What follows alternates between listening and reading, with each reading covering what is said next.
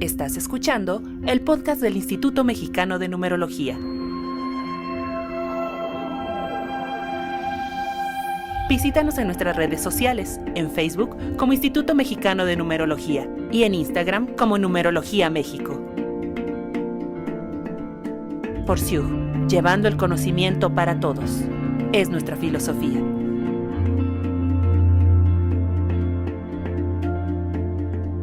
Hola, ¿qué tal? Buenas tardes, espero se encuentren muy bien. Yo soy Gabriel Toledo y estamos en un nuevo podcast del Instituto Mexicano de Numerología. Hoy estoy muy emocionado que hasta se me traba la lengua, porque es un tema y una experta en el tema que queremos mucho, que lleva mucho tiempo sembrando semillas aquí en el instituto con nosotros y desde antes del instituto también. Y es un gusto también porque hemos compartido micrófonos ya en otros tiempos.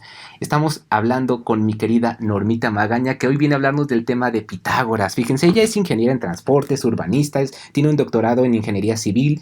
Eso en la parte profesional, pero también en la parte holística es numeróloga, es reikista, trabaja con símbolos de luz, pero es una gran maestra de filosofía. Lleva 25 años trabajando con la filosofía, integrándolo en su día a día, y filosofía iniciática, de Oriente, de Occidente, profundizando mucho, y van a ver hoy el gran tema que vamos a hablar de Pitágoras. ¿Cómo estás, mi querida Normita? Mi querido Gabo, feliz de poder coincidir nuevamente y agradezco tu presentación, muy merecida, pero feliz como siempre de tener esta oportunidad de compartir y de hablar de estos grandes temas que nos apasionan. Así que muchas gracias por la invitación. Mi querida Normita, vamos a hablar de un gran maestro, ¿no? ¿Por qué dedicarle un podcast a Pitágoras? ¿Quién es ese señor? Que nos platiquen qué, ¿no? Porque tiene que ver con los números, sabemos como referencia. Por ahí los que estudiamos numerología, pues también tenemos una referencia de los números. Los que estudian también ciertas matemáticas, geometría, toda esta parte también, ¿no? Tenemos referencia de Pitágoras. ¿Pero por qué?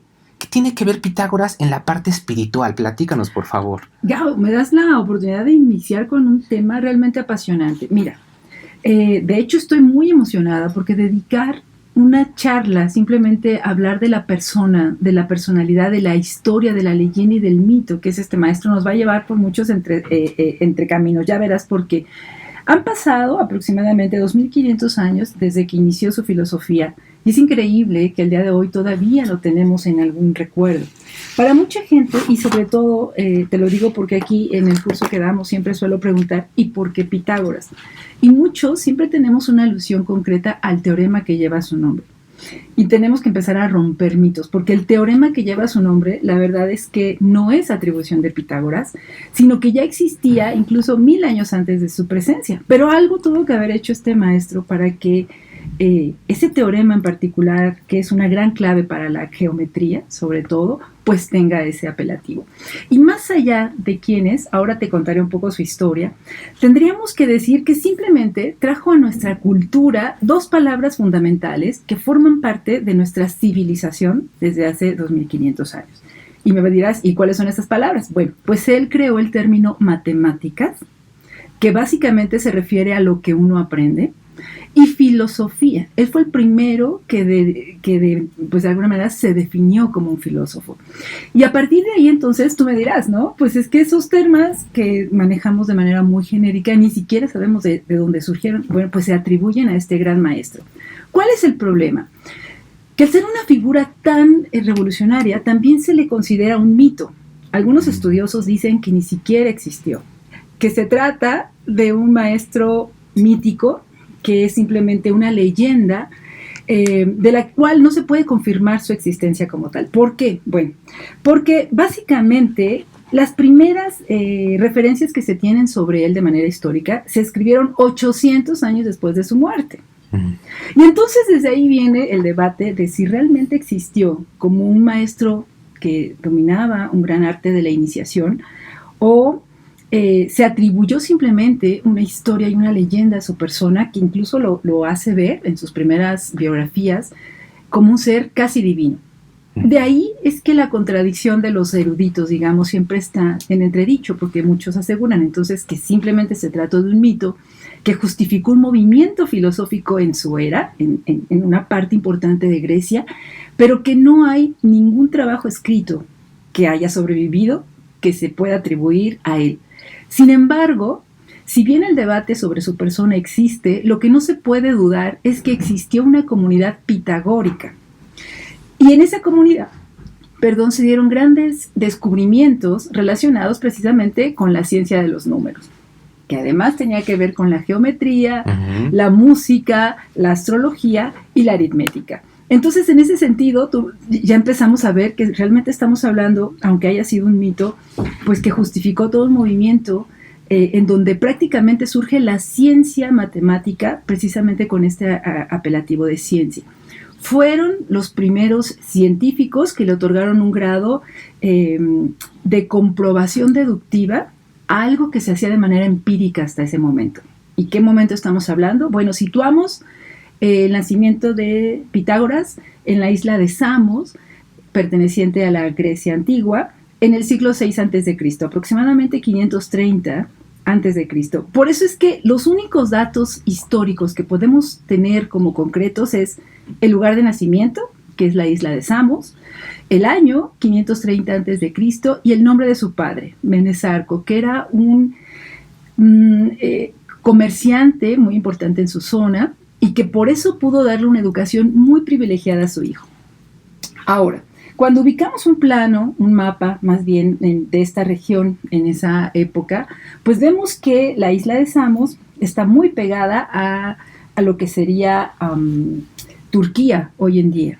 Y en Turquía es donde surgen las primeras escuelas de filosofía, aunque para ese tiempo, pues sí, estamos diciendo que Pitágoras fue el primero que se denominó filósofo. Bueno, podemos ubicar las primeras escuelas de protofilósofos, antes de los filósofos, justamente en la antigua Jonia, ¿no? El sur de Asia.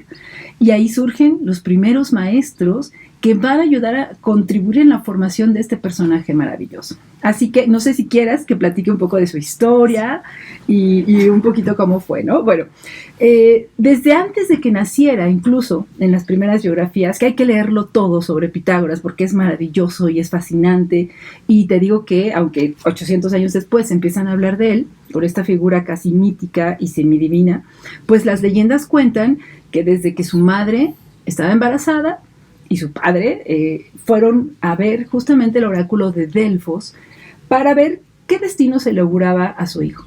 Y fue ahí justamente en el oráculo de Delfos donde la Pitia, que era el personaje que recibía los mensajes de los dioses y los traducía a los hombres, les dijo que iba a ocurrir exactamente lo que está ocurriendo hoy, que es nada menos que el mensaje que iba a dar su hijo se iba a escuchar durante muchos siglos y que iba a impactar a mucha humanidad.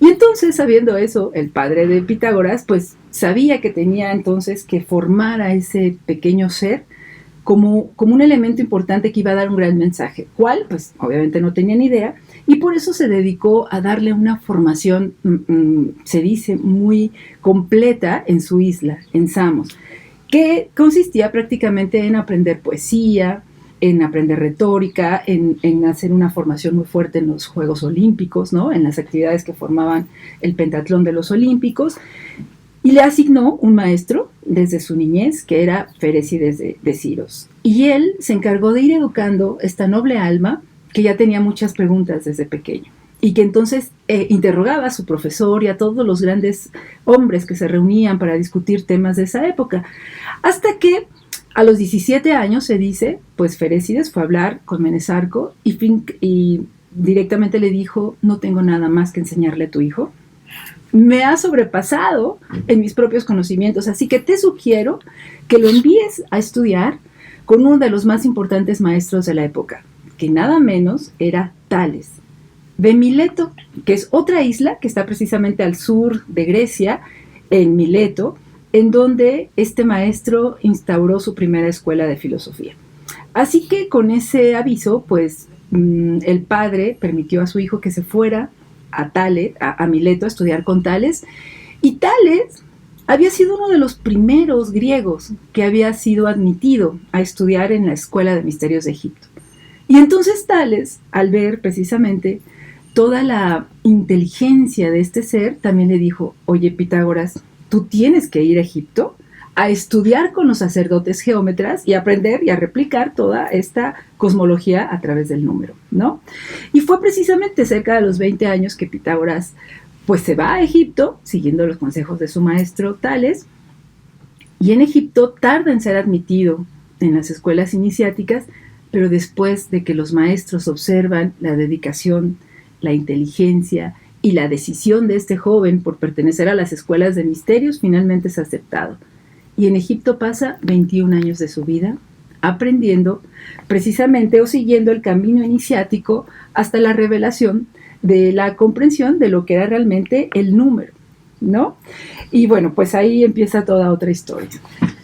Es muy interesante y les recomendamos que vayan ahí al canal del Instituto de YouTube y de Spotify, porque ahí tenemos también el podcast de Filosofía Iniciática, precisamente donde nos hablas de pues todo este marco teórico que hoy nos estás platicando para poder también entender a Pitágoras, ¿no? Y ahí se profundiza un poquito, la verdad es que son fabulosos, te maravillan el entender por qué hoy pensamos como pensamos y por qué hoy vivimos como vivimos desde esos grandes pensadores, ¿no? Claro. Pero te quiero hacer una pregunta, porque he escuchado en algún momento que equiparan un poquito la historia del Maestro Jesús con Pitágoras. ¿Esto es cierto? ¿Tiene ciertas similitudes? Hay muchas similitudes, querido Gabo, porque si bien decimos que aunque históricamente no hay elementos que confirmen fehacientemente la obra de Pitágoras, hay muchos otros elementos que dentro de su biografía y de su tradición sí que se pueden ir equiparando al maestro Pitágoras. Mira, básicamente era un ser al que además de no solo la inteligencia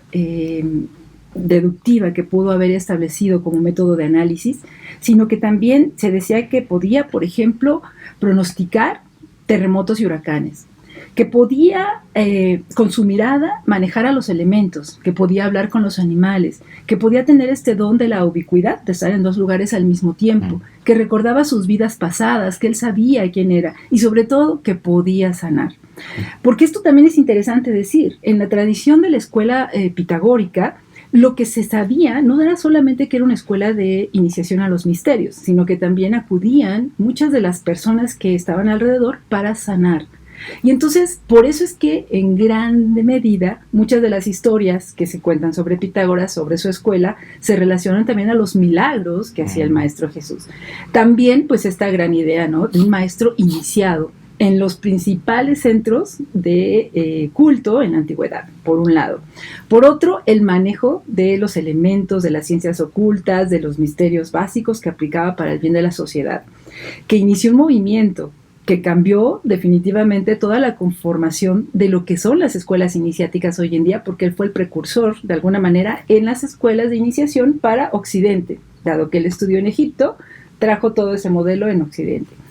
Y finalmente, pues también murió un poco como los grandes maestros en una batalla donde hay varias teorías donde dicen que lo asesinan, ¿no? Y en otras historias dicen que puede escapar porque tiene la posibilidad de ver el futuro y entonces escapa y termina muriendo ya muy grande, cerca de los 80 años. Entonces, bajo todos estos preceptos, dado que sana, dado que maneja los elementos, dado que habla con los animales, dado que tiene una sensibilidad por demás extrasensorial, pues es que se asocia definitivamente a la presencia de otro gran maestro que de igual manera tenía los mismos atributos físicos, ¿no? En ese sentido. Sí, es muy interesante ver toda esta similitud, pero nos platicabas que entonces se fue a Egipto a estudiar, ¿no? Y después de este camino iniciático, ¿qué pasa con él? ¿A dónde se va?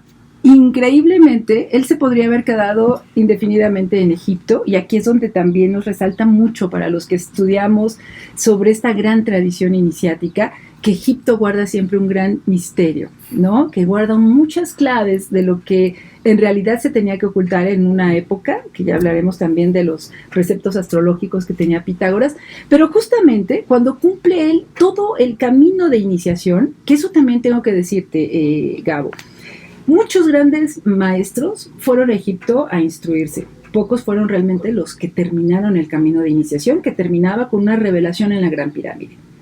Pero se dice que Pitágoras logró precisamente cumplir y complementar este camino de iniciación, así que simplemente salió de Egipto cuando los persas invadieron Egipto, y entonces es tomado como prisionero y es llevado como prisionero a Caldea, pero en Caldea es liberado. Así que él prosiguió de alguna manera su formación ahora con los magos caldeos que le enseñaron astrología, y que es también en donde él aprende a integrar toda la visión astrológica.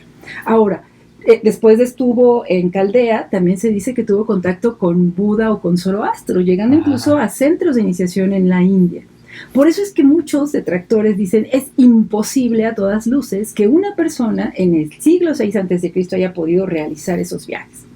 Y sin embargo la tradición dice, pero sin embargo estuvo en contacto con toda la información que había en Oriente precisamente, y fue gracias a eso que logró hacer una síntesis de toda esa información oculta para esa época, que fue la que le permitió en un momento dado decir, regreso a casa, regreso a Samos. Y más o menos cerca de los 40 años, después de haber estado, decíamos, viajando a los principales centros, donde incluso fue tomado como prisionero, bueno, pues regresa a Samos. ¿Qué pasó? Él tenía la idea de iniciar una escuela precisamente de formación iniciática en Samos, pero se encuentra que ahí hay un gobernante tirano, que obviamente no le permite compartir, ¿no?, ante la llegada de un extraño, después de tantos años de fuera, ninguna información, sobre todo porque era un tirano. Entonces, imagínate lo que hubiera representado, no abrir mentes en ese tiempo. Así que, siguiendo el precepto ya de sus guías, que le auguraban que él tenía que encontrar un lugar en donde habría una escuela para todo el mundo que pudiera estar interesado en estudiar los grandes misterios, tiene un sueño, donde una vez él sueña que es un ave blanca y que se posa en alguna de las islas del sur de las islas griegas. Así que siguiendo ese sueño, él empieza también a hacer un recorrido por el Monte Carmelo y después instaura nuevamente el culto de Delfos, que ya había sido corrompido. Y en ese viaje, después de haber regresado a su isla, Samos no pudiendo quedarse, empieza a moverse hacia el sur de lo que ahora es Roma. En la zona de Sicilia encuentra un lugar maravilloso, una pequeña isla, en donde él percibe por la energía del lugar que es un lugar adecuado para iniciar su formación. Y entonces llega a Crotone. Está un pequeño remanso al sur de Italia, en donde percibe a la gente con sencillez, aunque es un puerto económico importante de intercambio comercial. Él cree que por el tipo de personas había una ciudad sibárita muy cerquita, que era con una actividad económica mucho más feroz, ¿no? Como que la gente más volcada en la materia, y sin embargo este pequeño lugar, Crotona, ofrecía más naturaleza, más sencillez en sus habitantes, así que él decide que ahí va a instaurar su escuela. ¿Y cómo empieza a instaurarla? Me recuerda siempre mucho la historia de lo que ocurrió en el instituto, porque hay mucha similitud siempre cuando uno recibe la guía de los maestros. Y entonces, cuando llega a Crotona, simplemente empieza a dar discursos. Se va al templo de Hera y reúne a las mujeres que poco a poco empiezan a escuchar lo que el maestro tiene que compartir. Y a las mujeres les da el discurso sobre la virtud, sobre la maternidad, sobre cómo era importante ir criando a los hijos de una manera muy consciente, ¿no? Sobre la sexualidad. Imagínate, en una época tan impresionante. Bueno, pues era un hombre, por supuesto, muy avanzado.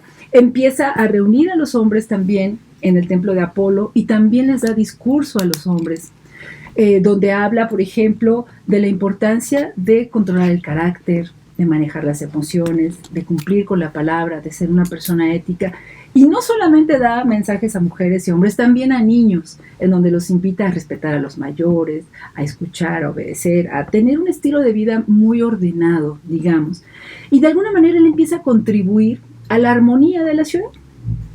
Se vuelve muy famoso, muchos padres empiezan a ver que sus hijos pueden ir a escuchar los discursos que tiene este gran maestro y empieza a ser una persona muy reconocida en la ciudad. Hasta que obviamente los dirigentes, ¿no?, políticos, obviamente se extrañan y dicen, bueno, ¿quién es este extranjero que ha venido aquí a, no sabemos un poco a qué, a convencer a la gente? Y entonces lo llevan al Senado de Crotona, en donde lo interrogan. ¿Cuál es la intención de estar ahí, de dar esos discursos? Y entonces ahí es donde él, maravillosamente, con el manejo de la palabra que tenía, pues les hace ver que su única función es contribuir al despertar de la conciencia y sobre todo contribuir a que los jóvenes tengan un ideal de vida, que contribuyan al bienestar de la ciudad. Y está el mensaje que da tan bello, porque hay algunas citas, ¿verdad?, que se establecen, que entonces logra conmover a los gobernantes, pero también a los dirigentes de la religión, que ven en él un enviado de los dioses. Y entonces dicen, claro, porque entonces es un ser divino que hay que apoyar. ¿Qué necesita?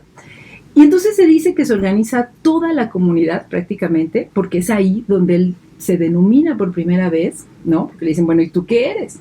¿Qué vienes a hacer aquí? Y por primera vez él se denomina, tan solo soy un filósofo.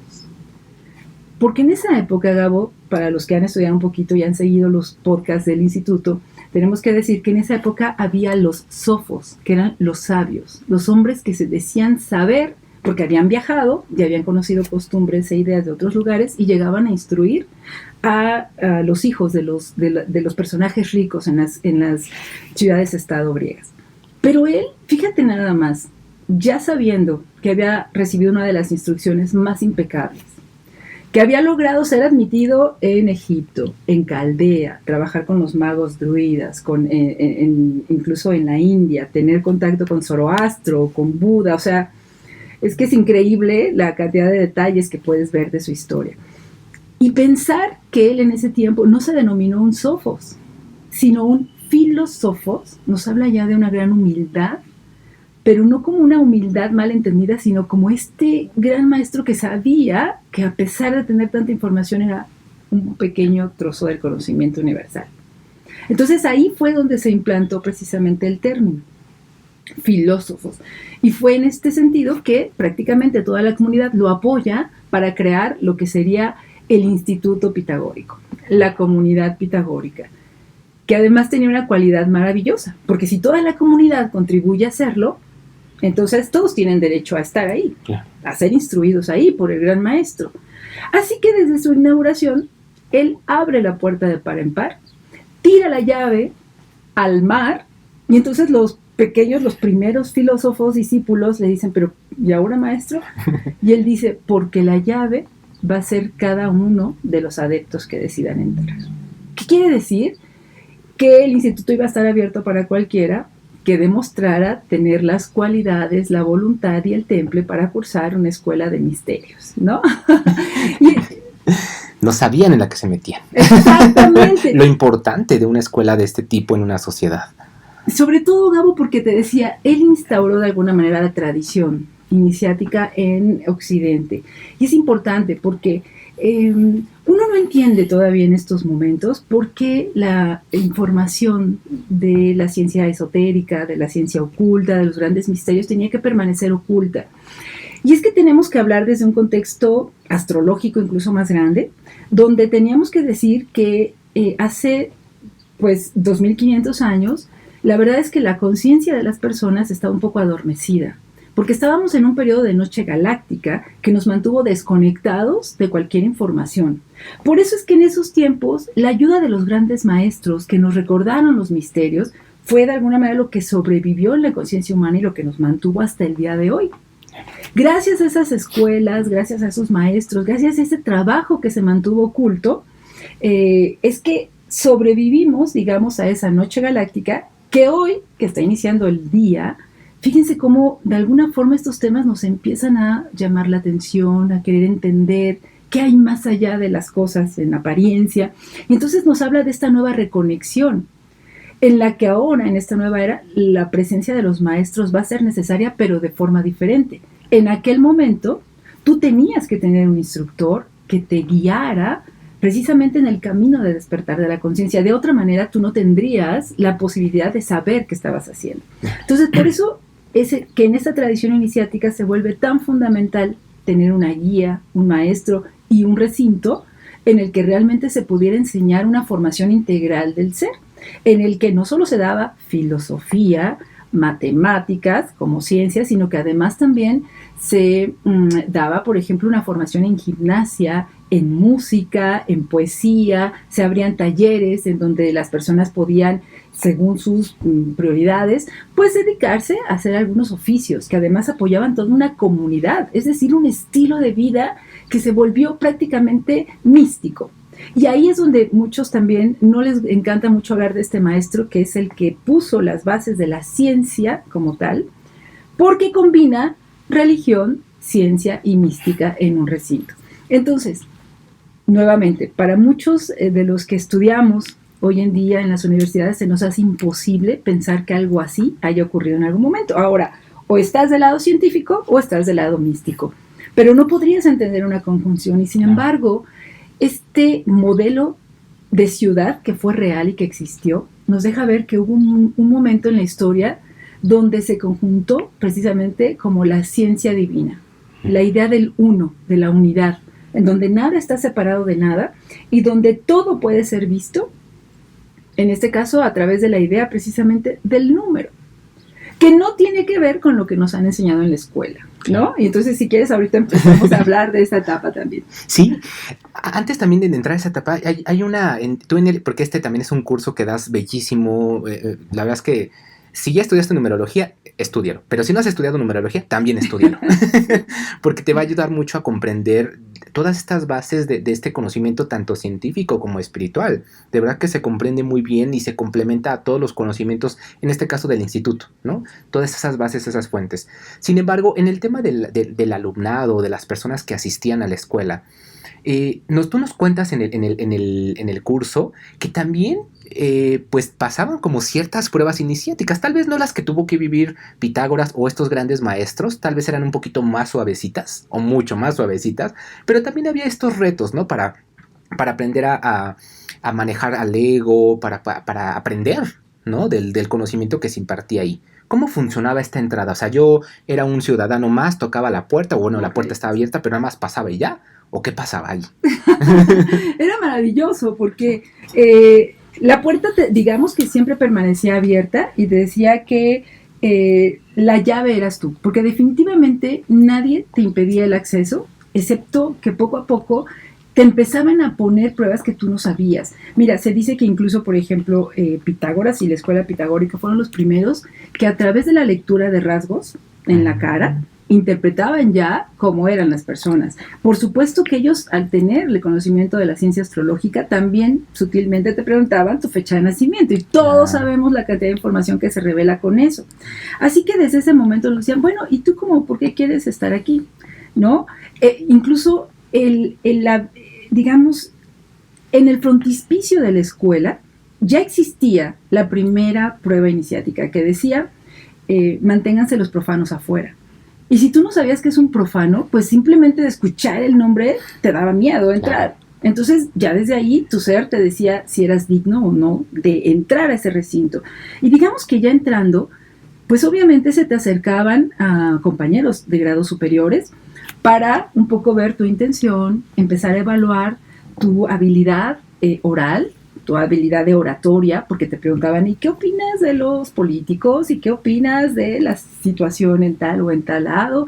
Y entonces te daban tal confianza que tú te podías poder hablar de lo que quisieras, pero en realidad te estaban evaluando en cuanto a tus principios, a tus formas, te preguntaban tu estilo de vida, Gabo, porque estábamos ante el principio de una escuela que era de tipo vegetariana. Y entonces hace ratito platicábamos precisamente de la comida, entonces por ahí se veían que tu estilo de vida pues era como muy mexicano, de muchos tacos, por ahí te iba a costar trabajo adaptarte al estilo de vida vegetariano, ¿no?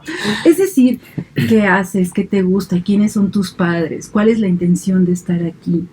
Y poco a poco a lo largo de muchas pruebas te iban probando en el sentido de saber si tenías la voluntad necesaria o si solamente era una cuestión de curiosidad. Claro. Que yo creo que mucho, como dicen, muchos son los llamados, pero pocos los elegidos, tiene que ver con estos principios, de que a veces escuchas, ¿no?, temas que en esa época eran muy, muy herméticos, tú no entendías nada, pero te llamaban la atención, pero por ahí en el camino sabes que hay que tener mucho compromiso, mucha honestidad, mucha disciplina, y sobre todo, ¿no?, que la información te da mucho poder.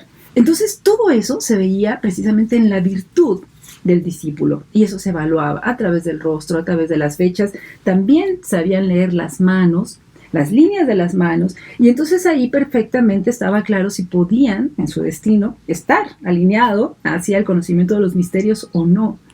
Y también poco a poco te hacían participar en las pruebas, ¿no?, de gimnasia, por ejemplo, y de repente te hacían ganar para ver cómo manejabas el ego. Wow. O te hacían perder para ver cómo manejabas la vanidad. Y todo eso tiene que ver con el carácter, con la fuerza, ¿no? Imagínate que de repente pierdes y te pones a hacer berrinche como un niño enojado. Todo eso va revelando rasgos de carácter que eran fundamentales para empezar a manejar y entender la materia prima con la que contaban el maestro y los compañeros en esa comunidad a la que ibas a pertenecer, y en donde no era necesario ni siquiera que tú llegaras con dinero, ¿no? Sino que simplemente era realmente tener el deseo de aprender, de formarte y de servir a tu comunidad. Claro. Y uno de los rasgos más importantes que hay que destacar es que fue una de las escuelas que todavía en pleno siglo VI recibía tanto hombres como mujeres. Fíjate lo avanzado que podemos pensar, porque hablamos precisamente que en la era de Piscis, lo que más se dañó fue al sagrado femenino. Claro. La mujer prácticamente no existió. Anulada. Eran las brujas, las quemadas, las malas. Y sin embargo, esta escuela reconocía, dado que el principio era Egipto, y tú sabes que en Egipto un faraón es siempre y cuando está con su contraparte. Yeah. Entonces todos están al mismo nivel.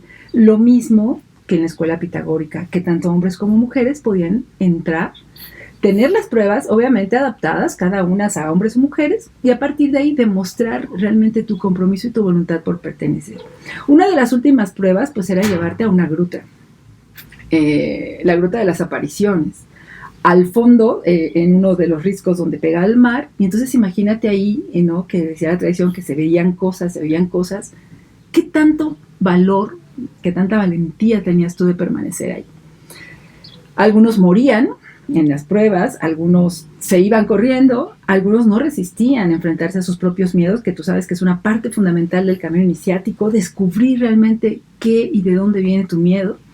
Y otros, los pocos que podían, pues seguían con pruebas muy fuertes, ¿no? Incluso también de formación matemática. Los ponían en una celda, les ponían toda una pizarra llena de símbolos y tenías que resolver y traducir qué querían decir esos símbolos. Y un poco a partir de cómo tú recibías los halagos o las críticas de tus compañeros, pues desde ahí ya estabas admitido o rechazado por tu propia vanidad o ego. Si obviamente no dormías, no te dejaban comer, estabas tú con el nervio de punta, era necesario para llevarte a esas situaciones extremas en donde miden realmente la voluntad, la ecuanimidad, el dominio de la pasión, de esta parte animalesca que todas las escuelas iniciáticas siempre tratan de formar, ¿no? Que es conócete a ti mismo y domínate. No solo. Exactamente, Gabo. Entonces, cuando lograbas finalmente traspasar estas pruebas, eras admitido. Y entonces por primera vez se te daba un discurso que daba el maestro, que lo veías hasta entonces, y él te daba la bienvenida a la comunidad. Y el primer precepto que te pedía, siendo ya admitido a la escuela, era permanecer en silencio. Y este precepto se prolongaba durante 5 años para los que eran neófitos en el camino de los misterios, hasta que su palabra tuviera la dignidad de ser dicha y que aportara algo bueno, que fuera mayor que el valor del silencio para poder opinar. Entonces, para nosotros es muy difícil comprender esto.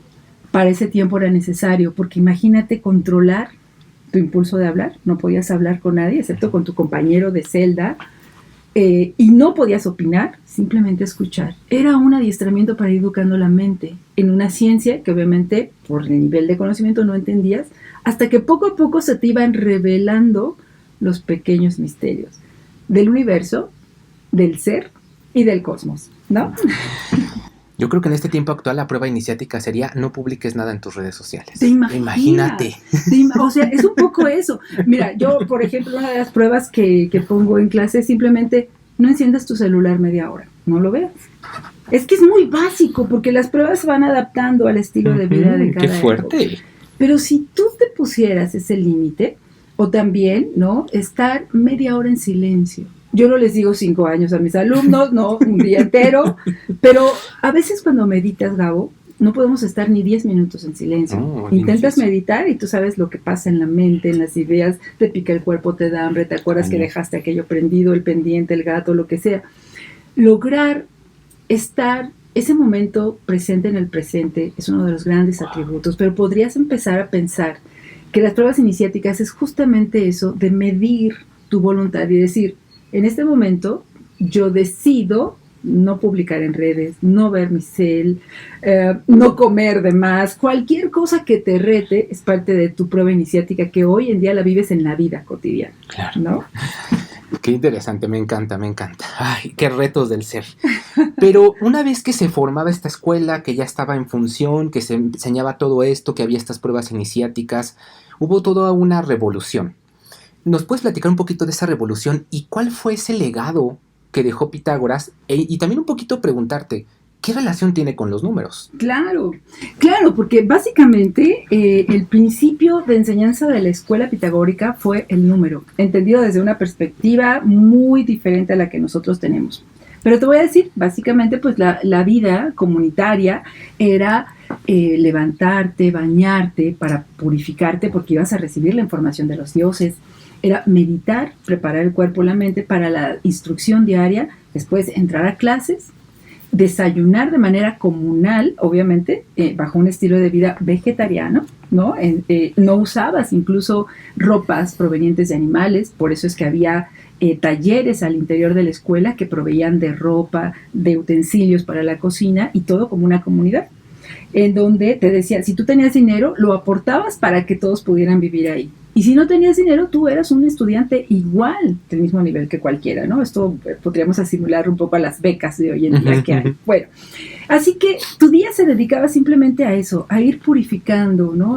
Empezabas el día con una oración a Apolo, lo cerrabas también agradeciendo a los dioses la oportunidad y se acompañaba siempre con música.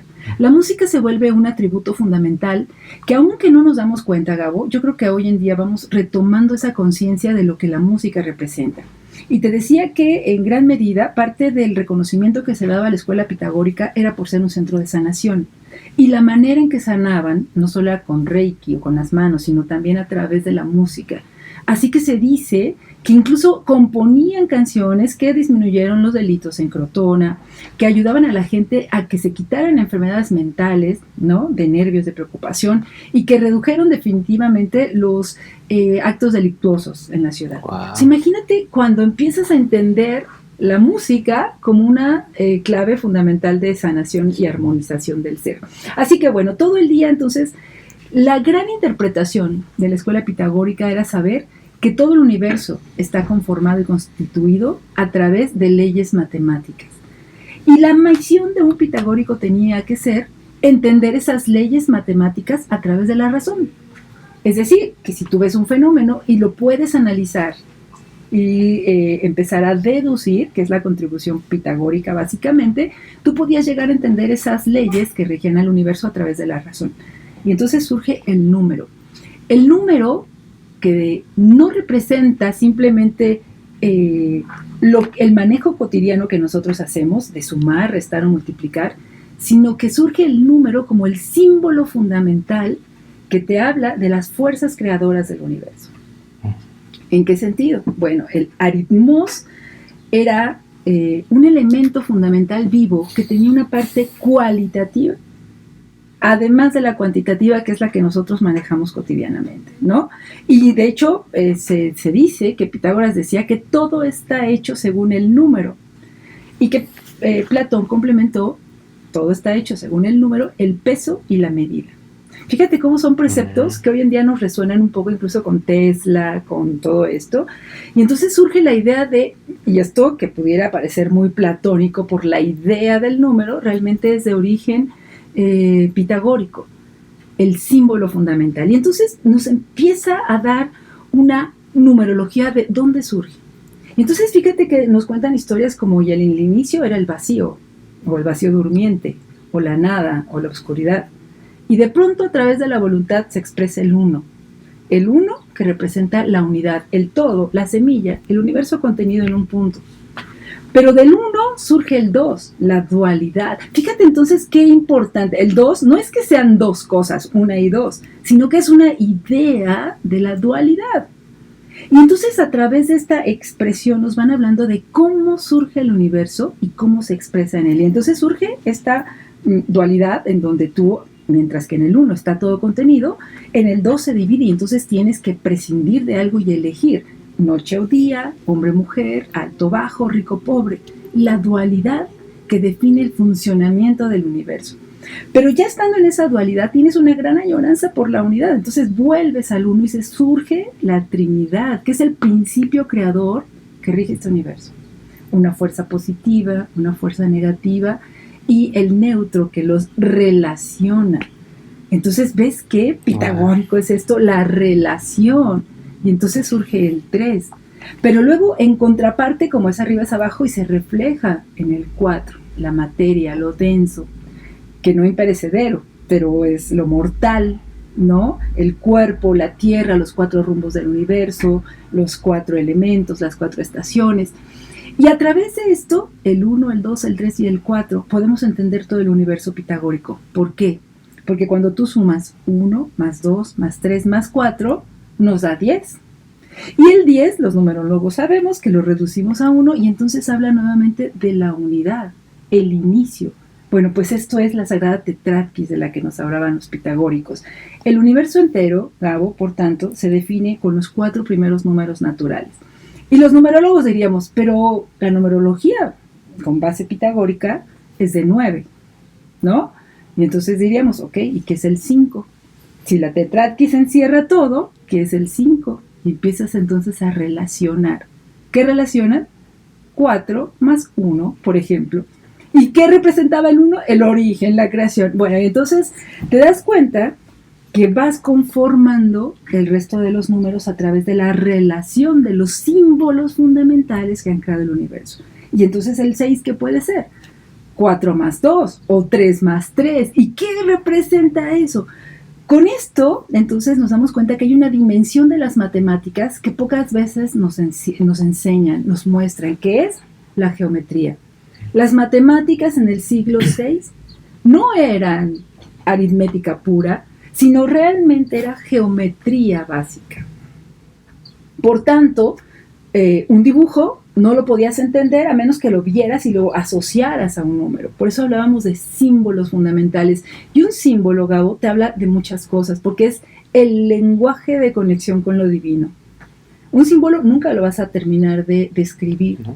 Sin embargo, te abre la percepción a entender un mundo superior. Bueno, precisamente entonces, cuando te das cuenta que llegas al 9, que es el 9, 3 más 3 más 3, ¿no? Por ejemplo, la triple trinidad, y sabes que entonces llegas al 10 y empiezas de nuevo. Por eso, cuando empezamos a estudiar esta base de la numerología, que es la que estudiamos generalmente, se te va abriendo una conciencia mayor de dónde viene y por qué nosotros, después de toda la filosofía pitagórica, se pudo complementar, ¿verdad?, con la aritmamancia de los judíos y con todo el legado del mundo oriental, pues lo que hoy denominamos numerología. Y para los que hemos estudiado numerología nos damos cuenta de la gran certeza que tiene incluso la predecir, ¿no? Porque el universo, finalmente, este universo decimal, se va definiendo por las 9 esencias básicas. Claro. Entonces, todo eso es la base de la enseñanza pitagórica, pero vista desde una perspectiva muy integral, geométrica, anidada a la música, que la música es la expresión más bella de los números, de estos símbolos fundamentales, y entonces fue el primero que dijo, y entonces, ¿será que esto que oigo tiene una clave numérica? Imagínate nada más. Si recuerdas, Pitágoras, por eso se le conoce como el padre de las matemáticas, ¿no? Y a Tales de Mileto, por ejemplo, se le conoce como el primer matemático, pero muy pocas veces sabemos que a partir de ahí todo el legado de Aristóteles, incluso de Platón, de Aristóteles, de Euclides, de todo el desarrollo de la ciencia numérica, básicamente se remite a Pitágoras, precisamente por esta secuencia de análisis simbólico de lo que era su numerología. Ay, qué interesante. Así es como surge la numerología. Así es. Así es como surge. Pero aparte de eso, pues mucha de la ciencia cuantitativa que hoy conocemos tiene esta misma base, ¿no? Como el teorema de Pitágoras, que también hay un misterio bastante importante, ¿no? De si sí lo hizo Pitágoras, si no lo hizo Pitágoras, y para qué nos sirve todo esto, ¿no? Claro, porque esto es maravilloso. Cuando decimos, bueno, ¿qué recuerdan de Pitágoras? La mayoría remite al teorema. Pero cuando les rompemos el mito de decir que creen que el teorema ya existía 1000 años antes, porque lo habían comprobado los chinos, está una tablilla sumeria, el Plimpton 432, que ya existían ternas pitagóricas, y está nada menos que Egipto, que ya aplicaba el principio de la geometría. Entonces, ¿qué hizo Pitágoras? Y la gran revelación es que por primera vez lo que hizo Pitágoras fue una demostración que puede ser aplicada de manera general a ese teorema. Pero ese teorema, Gabo, que nos lo han dicho, ¿no? La suma del cuadrado de los catetos es igual al cuadrado de la hipotenusa, nunca lo razonamos. Y la razón sería dibujarlo. Y cuando lo dibujamos en el curso, que ahorita sería muy complejo develarlo, vamos revelando que cada arista en realidad guarda un periodo de vida del ser. Entonces, cuando comprendes que el cuadrado es dibujar un cuadrado a una magnitud y lo asocias, entonces comprendes por qué ese teorema es la base fundamental de la geometría actual, desde la antigüedad hasta el punto de vista actual. Y por qué grandes matemáticos siempre se han encargado de dar nuevas demostraciones a ese teorema para que sea universal.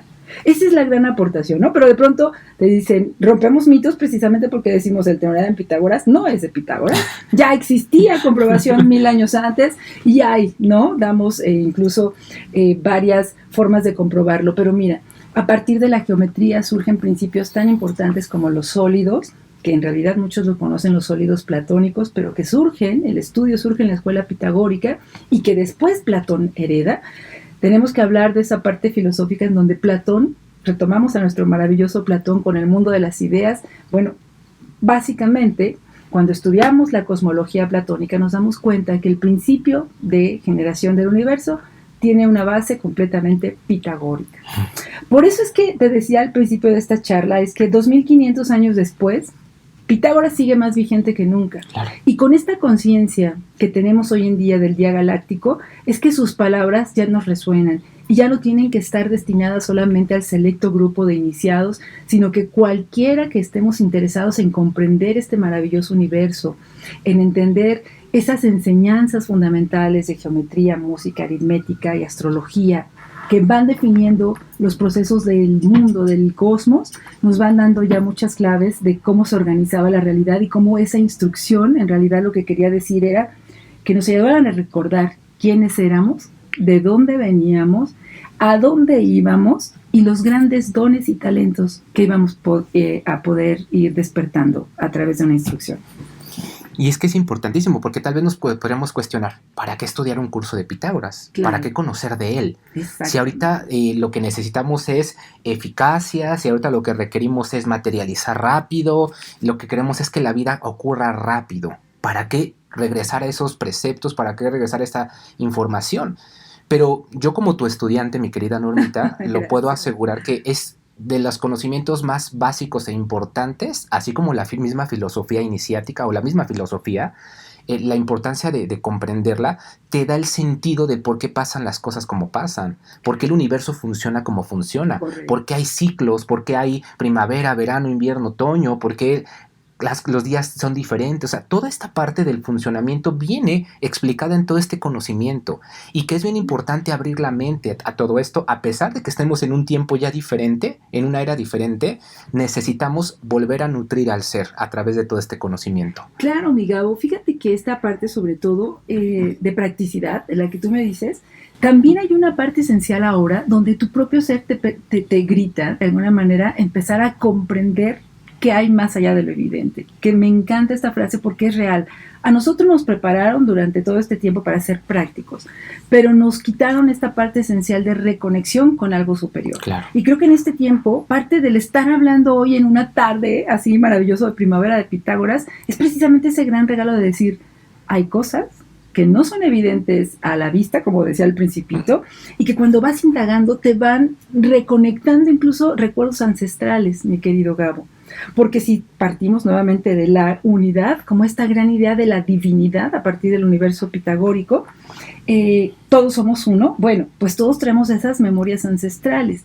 Y el hecho de estar platicando y recordando, como que nos van despertando en nuestro propio diseño humano, esos principios que rigen al universo y que nos conectan con el todo. De ahí es el atributo. La verdad es que también a los valientes, que a veces creen que tiene una validez real para ir despertando y recordando, de mis alumnos que han estado en el curso, veo sus caritas de iluminación en cada pequeña revelación que van entendiendo ellos mismos, ¿no? Cuando hablamos precisamente de la aritmología, de esta parte mística del número que nunca nos cuentan, cuando lo relacionamos con todos los pilares del conocimiento antiguo, que estaban reservados, insisto, para un selecto grupo en aquella época y que sin embargo ahora están abiertos a cualquier mente curiosa, creativa, que esté decidida a entenderse un poco más.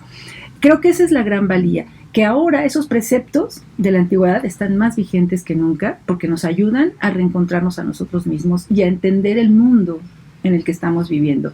Tan solo quiero decirte que Pitágoras, en esta parte astrológica que también enseñaba, ya nos hablaba del ciclo de la precesión de los equinoccios. Él ya entendía que había energías que bajaban a la Tierra y que cambiaban la intensidad, la enseñanza cada 2000 años. Ya nos hablaba de que este nuevo despertar de conciencia se daba y que precisamente su labor y su función era instruir en un ciclo de oscuridad.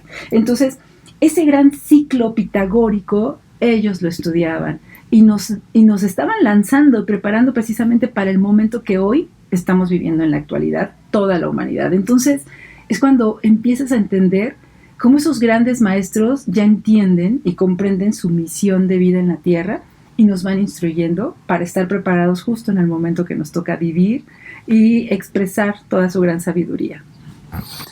Me encanta, Normita. Y yo quiero hacer la invitación a todas las personas que nos están escuchando. Si estás escuchando este podcast y te está resonando, creo que ese es el momento de abrir un poco más la mente, de darnos ese permiso de comprender a través de esta información de todos los tiempos, ¿no? Que haya estado, haya permanecido, pero pues tal vez la misma historia, los mismos amos de la caverna, toda esta forma lo han limitado y no nos han permitido, pero ahorita que está abierto el conocimiento para todos, es un buen momento para recordar lo que el alma es y el reencontrarnos con lo que nosotros somos.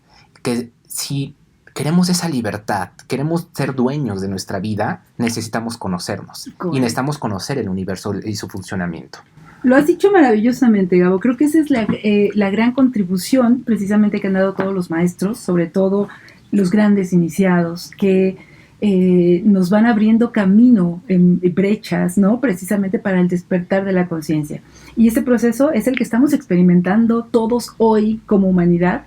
Y de verdad que yo cuando empecé hace tantos años a estudiar estos temas se me hacían complicados, densos, y conforme ha avanzado el tiempo han sido una revelación total que me han ido aclarando, por supuesto, todas las leyes que rigen este universo. Y entonces cuando ya lo empiezas a asimilar, a entender, todo va tomando forma. Es como esta gran tetradquis, ¿no? Uh-huh. Es este gran rompecabezas que poco a poco vas escuchando y definitivamente sí, aunque pareciera no tener ninguna practicidad, para tu autoconocimiento es la base fundamental que te va a dar claves de precisamente por qué estás buscando cada vez más entender este mundo espiritual, este mundo que parecía invisible, pero que cada vez da señales de mayor fuerza, mayor presencia, de saber que no estamos solos, que todos formamos parte de esa unidad.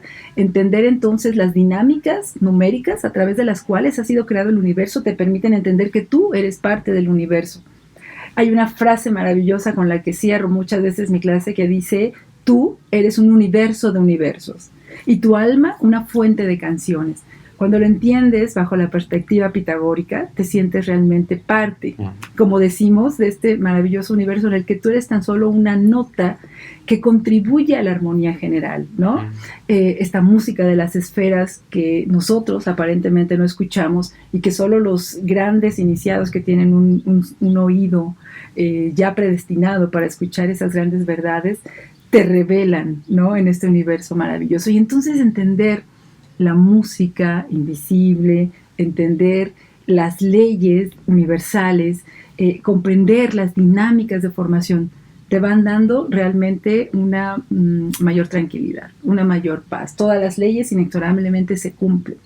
Así que este conocimiento realmente es un regalo y efectivamente, sobre todo si te resuena, pues no hay casualidades, ¿verdad? Sabemos que esa información y esa profetización que daba la pitonisa, la Pitia, y por eso se llamó Pitágoras, no sé si lo dije, pero ya ese pronóstico anunciado desde hace más de 2500 años se sigue cumpliendo.